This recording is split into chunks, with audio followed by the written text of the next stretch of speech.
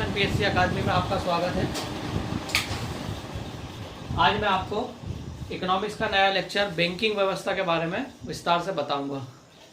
तो जो बैंकिंग होती है, बैंकिंग जो व्यवस्था होती है, बैंक जो शब्द होता है, बैंक वह स्थान होता है जहाँ पर मुद्रा का क्या होता है, व्यापार होता है। अर्थात वह स्थान जहाँ पर मुद्रा का व्यापार हो वो क्या कहलाता है, आपका बैंक कहलाता है। बैंक में क्या किया जाता है, मुद्रा के रूप में जमा को क्या किया जाता है, डिपॉजिट को स्वीकार किया जाता है, उधार दिया जाता है अर्थात लोन दिया जाता है, क्रेडिट कार्ड इशू किए जाते हैं, चेक इशू किए जाते हैं, डिमांड ड्राफ्ट इशू किए जाते हैं, होम लोन दिया जाता है, पर्सनल लोन दिया जाता है। तो ये बैंक क्या होता है, जहाँ पर क्या होता है, मुद्रा का क्या होता है, व्यापार होता है। अर्थात नागरिकों को और जितनी भी कमर्शियल फैक्ट्रीज हैं या जितने भी औद्योगिक घराने हैं उनको क्या देते हैं, लोन क्या है दिया जाता है, जिसके एवज में बैंक क्या करता है, एक जो सिक्योरिटी है वो जमा करवाता है। सिक्योरिटी के रूप में भूमि के कागज भी हो सकते हैं या कोई अननेस्ट मनी भी हो सकती है। तो बैंक वह स्थान है जहाँ क्या होगा, मुद्रा का व्यापार होगा। तो बैंकिंग की शुरुआत सबसे पहले मानी जाती है कब, 1170 में बैंक ऑफ वेनिस, जो कि कहाँ बना था, सबसे पहले इटली में बना था। तो विश्व का सबसे पहला बैंक कौन सा है, बैंक ऑफ वेनिस, जो कि 1170 में इटली में बना। भारत के संदर्भ में बात करें हम तो 1770 में बैंक ऑफ हिंदुस्तान की स्थापना हुई थी अलेक्जेंडर एंड कंपनी द्वारा। यह एक व्यापारियों का समूह था जिसके सभी सदस्य कौन थे, अंग्रेज थे या ब्रिटिशर्स थे। इन सभी ब्रिटिशर्सों ने मिलकर बैंक ऑफ हिंदुस्तान की स्थापना 1770 में की थी। इसे भारत का पहला बैंक माना जाता है। फिर 1881 में एक अवध कमर्शियल बैंक बना, जो कि जिसमें कुछ भागीदारी भारतीयों की थी और कुछ भागीदारी ब्रिटिशर्स की थी। अर्थात ये भारतीय प्लस ब्रिटिश दोनों की भागीदारी से बना था। तो ये पूर्ण रूप से तो नहीं था भारतीय बैंक, लेकिन ये पहला बैंक था जिसमें भारतीयों की भी क्या थी, हिस्सेदारी थी, अवध कमर्शियल बैंक। इसमें कुछ जो शेयर थे वो भारतीयों के भी थे। फिर पूर्ण रूप से जो भारतीय बैंक की बात आती है तो आता पंजाब नेशनल बैंक। ये पूर्ण रूप से क्या है, पूर्ण रूपेण भारतीय बैंक माना जाता है। अर्थात ये पूर्ण रूप से भारतीय बैंक जिसमें समस्त पूंजी किसकी थी, भारतीयों की थी। तो तीन तरह के सवाल बनते हैं। यदि परीक्षा में सवाल आया आपका कि भारत का पहला बैंक कौन सा है, तो भारत का पहला बैंक है बैंक ऑफ हिंदुस्तान। ऐसा आया कि सीमित देयता के आधार पर, सीमित देयता ने कुछ पैसा लगाया उसमें भारतीयों का और कुछ पैसा लगा है ब्रिटिशर्स का। सीमित देयता के आधार पर भारत का पहला बैंक कौन सा होगा, तो वो होगा आपका अवध कमर्शियल बैंक होगा। और पूर्ण रूप से भारतीय बैंक की बात की जाएगी तो वो होगा आपका पंजाब नेशनल बैंक होगा।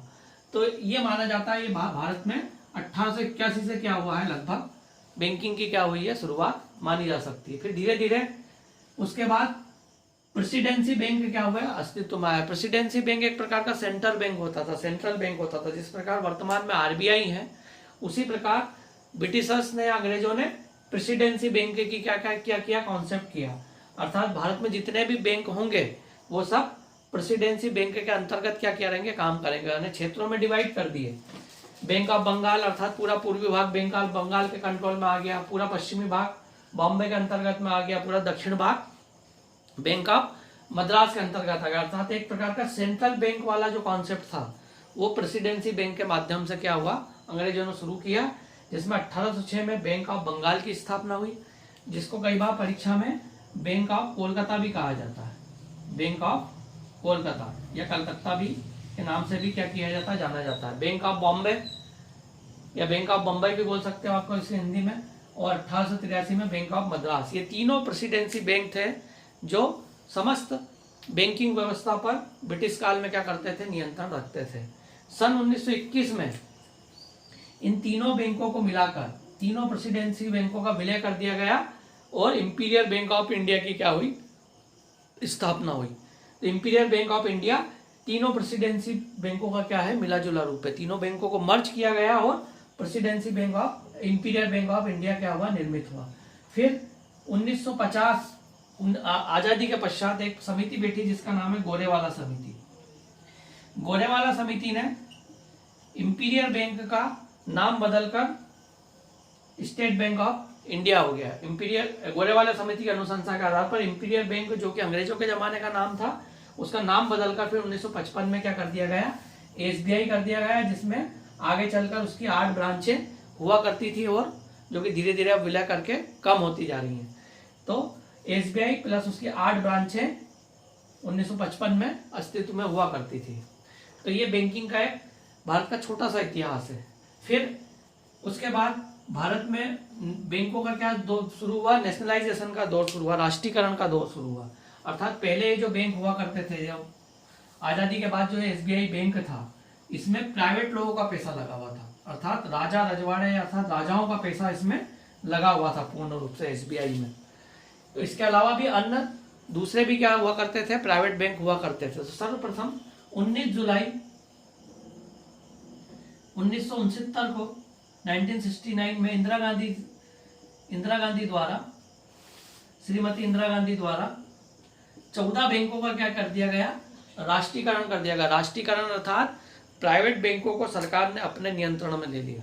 अब ये बैंक क्या हो गए, नेशनलाइज हो गए, अर्थात इनमें सरकार की क्या हो गई, भागीदारी हो गई। और ये अब कहलाने लगे, क्या बैंक कहलाने लगे, सार्वजनिक क्षेत्र के नेशनलाइज बैंक हो गए। अभी सार्वजनिक क्षेत्र के नेशनलाइज बैंक के नाम से क्या होने लगे, जाने लगे। अब ये नया शब्द आ गया आपका, सार्वजनिक क्षेत्र के नेशनलाइज बैंक। सार्वजनिक अर्थात पब्लिक सेक्टर। पब्लिक सेक्टर का मतलब ये है कि इसमें पूरा पैसा सरकार ने नहीं लिया, कुछ पैसा पब्लिक का भी रहा उसमें। तो ऐसे बैंक जिसमें सरकार की भागीदारी 51% से लेकर 100% तक हो, ऐसे बैंक क्या कहलाते हैं, आपके पीएसबी कहलाते हैं, पब्लिक सेक्टर बैंक कहलाते हैं।